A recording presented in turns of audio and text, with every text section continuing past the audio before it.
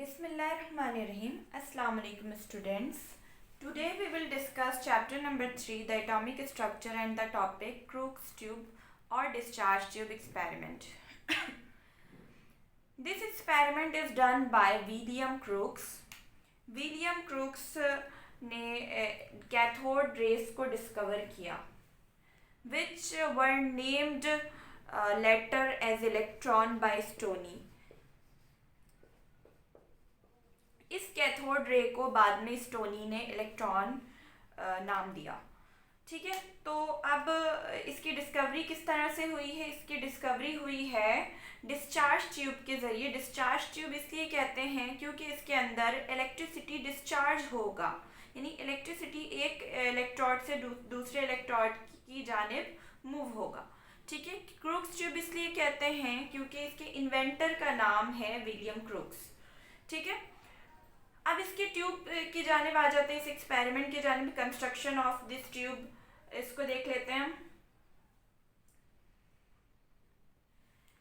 ये जो ट्यूब है ये ट्रांसपेरेंट ग्लास ट्यूब है।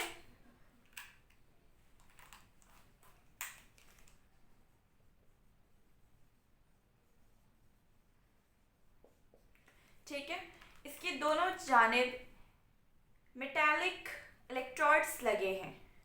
मेटालिक इलेक्ट्रोड्स में से ये वाला जो इलेक्ट्रोड है या ये वाला जो रॉड है वो बैटरी के नेगेटिव टर्मिनल से अटैच है, तो ये रॉड नेगेटिव होगा और नेगेटिव इलेक्ट्रोड को हम कैथोड कहते हैं। ठीक है, ये इलेक्ट्रोड्स हैं,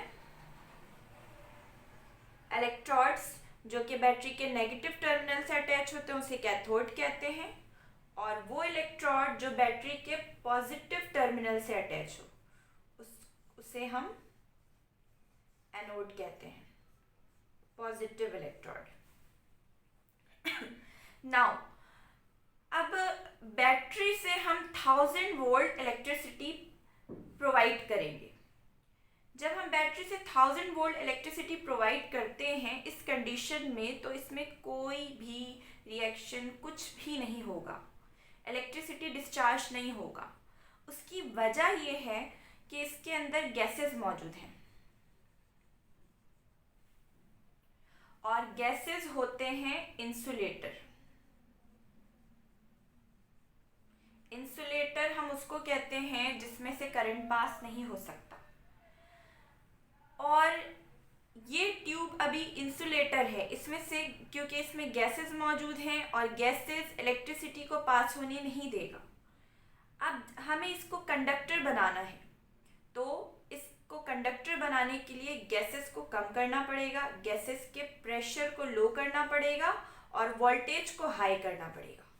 ये दो कंडीशन हमें देनी होगी। गैसेस के प्रेशर को लो हम कैसे करेंगे? इसमें से गैसेस को वैक्यूम पंप के ज़रिए गैसेस को इसमें से निकालेंगे। जैसे जैसे हम गैसेस का प्रेशर कम करते हैं वैसे वैसे इसके अंदर हमें कुछ चेंजेस नज़र आएंगी। अगर हम गैसेस का प्रेशर कम कर देते हैं 10 मिलीमीटर मरकरी तक, ठीक है, तो क्या होगा? तो ये जो इलेक्ट्रोड हैं इसमें स्पार्क शो होंगे। ठीक है, इलेक्ट्रोड में स्पार्क शो होगा। हम प्रेशर अगर हम थोड़ा और कम कर दें, ठीक है, और लो कर दें, तो क्या नज़र आता है इस ट्यूब में? तो ये जो मेटल इलेक्ट्रोड हैं ये ग्लो करेंगे, इलेक्ट्रोड विल ग्लो, और बाकी ये जो पोर्शन है रॉड या इलेक्ट्रोड के दरमियान में जो पोर्शन वो ब्लैक या डार्क हो जाएगा। ठीक है, और अगर हम प्रेशर 1 मिलीमीटर मरकरी कर दें, 1 मिलीमीटर मरकरी कर दें, तो क्या होता है? तो ये जो स्पेसेस हैं दोनों इलेक्ट्रोड के दरमियान, यहाँ से यहाँ तक के जो स्पेसेस हैं वो ग्लो ग्लो होना शुरू हो जाएंगे। Spaces between electrode glow. उसके बाद मजीद अगर हम प्रेशर कम कर दें, यानी कि 0.001 मिलीमीटर मरकरी तक प्रेशर अगर हम कम कर दें तो क्या होगा? तो whole tube will glow.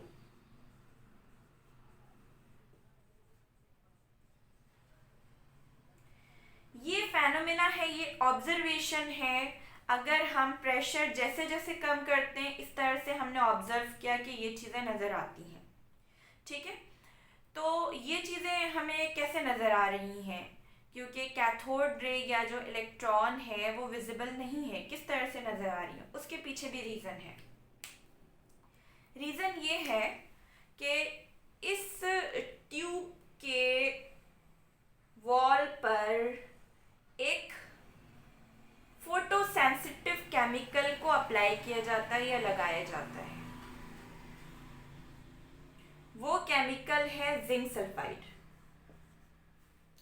Zinc sulphide की कोटिंग की वजह से ये जो कैथोड रे या जो रे पास हो रहा है, यहाँ से यहाँ तक जो भी इलेक्ट्रिसिटी पास हो रही है वो ग्लो हो जाती है। ये जो ग्लोनेस जो शो हो रही है हमें, वो जिंक सल्फाइड की वजह से। अब इसमें हुआ क्या है वो हम देखेंगे।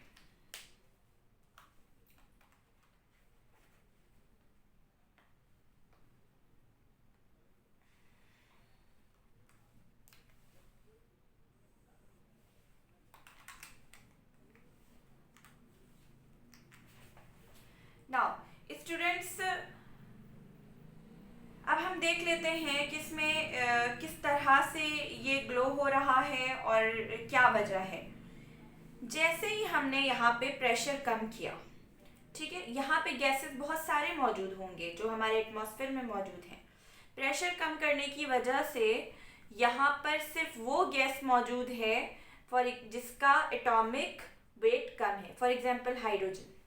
ठीक है, तो हाइड्रोजन के एटम को मैं बना देती हूँ। हाइड्रोजन यहाँ पर रह जाएगा और बाकी गैसेस सारे निकल जाएंगे।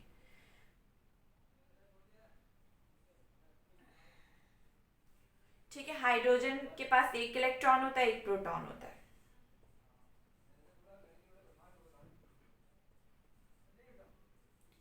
प्रेशर कम करने के नतीजे में यहाँ पे वो गैस मौजूद है जिसका वेट, मॉलिक्यूलर वेट बहुत कम है, वो यहाँ पर है मौजूद। ठीक है, होगा क्या? जैसे ही प्रेशर रिड्यूस किया तो वो कुछ गैसेस जो यहाँ पर मौजूद हैं, जैसे हाइड्रोजन है, वो क्या करेगा, उसमें आयनाइजेशन हो जाएगी उसके इलेक्ट्रॉन की, यानी कि उसका जो इलेक्ट्रॉन है वो अपने ऑर्बिट से निकल आएगा बाहर। जब इलेक्ट्रॉन निकल आया बाहर तो यहाँ पर प्रोटॉन और इलेक्ट्रॉन इस तरह से मौजूद होंगे।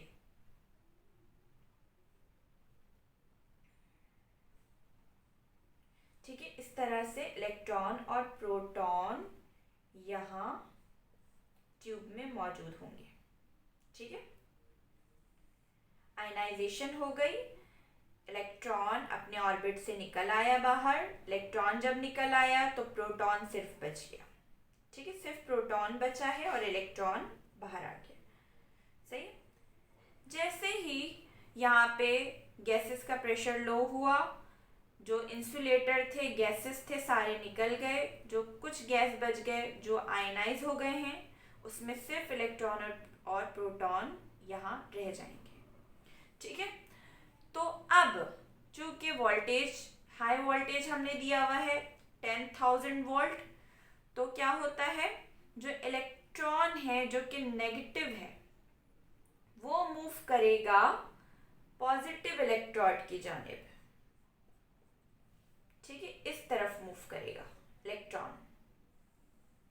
आपको पता है जो पॉजिटिव होते हैं वो नेगेटिव की जानिब मूव करते हैं और जो नेगेटिव होते हैं वो पॉजिटिव की जानिब मूव करते हैं, अट्रैक्ट होते हैं।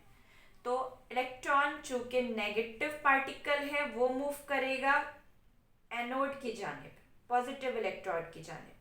ठीक है, ऑब्वियसली उसी दौरान जो प्रोटॉन है, प्रोटॉन बच गया, वो उसको तो मूव करना चाहिए नेगेटिव इलेक्ट्रोड की जानिब, ठीक है। बट ये भी प्रोसेस उस वक्त हुआ था जब विलियम क्रोक्स ने इसकी डिस्कवरी की थी, तो प्रोटॉन भी मूव कर रहा था, बट उस वक्त प्रोटॉन ऑब्जर्व नहीं हो सका था क्योंकि प्रोटॉन का साइज बहुत बड़ा होता है। वो यहाँ पर इस वॉल तक नहीं पहुँच रहा था जहाँ पर जिंक सल्फाइड की कोटिंग थी, ठीक है। नहीं पहुँचने की वजह से यहाँ पर ग्लो नहीं हो रहा था, ठीक है। इसकी डिस्कवरी में हम आगे देखेंगे कि इसकी डिस्कवरी कैसे हुई है प्रोटॉन की। उसके लिए, उसको ऑब्जर्व करने के लिए यहाँ पे क्या चेंजेस की कि इसको हमने ऑब्जर्व कर लिया, ठीक है। अभी सिर्फ इलेक्ट्रॉन को देखते हैं। इलेक्ट्रॉन मूव कर रहा है, ठीक है, किसकी जानिब? एनोड की जानिब, और एनोड से गुजर कर वॉल से अटैच होता है, वो वॉल पर टकराता है, वॉल पर टकराने से ग्लो करता है। ये वो वॉल ग्लो करेगा क्योंकि यहाँ पे जिंक सल्फाइड की कोटिंग है। जिंक सल्फाइड की कोटिंग की वजह से ये ट्यूब ग्लो करने लगेगा, ठीक है। तो ये चीज़ थी जो कि मुझे बतानी थी आपको डिस्कवरी ऑफ इलेक्ट्रॉन में। अगर इससे रिलेटेड आपको कुछ क्वेश्चन है, कुछ पूछना चाहते हैं, तो आप लोग बिल्कुल फ्रीली आप लोग आस्क कर सकते हैं, पूछ सकते हैं। अब इसके बाद हम पढ़ेंगे properties of cathode ray. Thank you students for watching this video.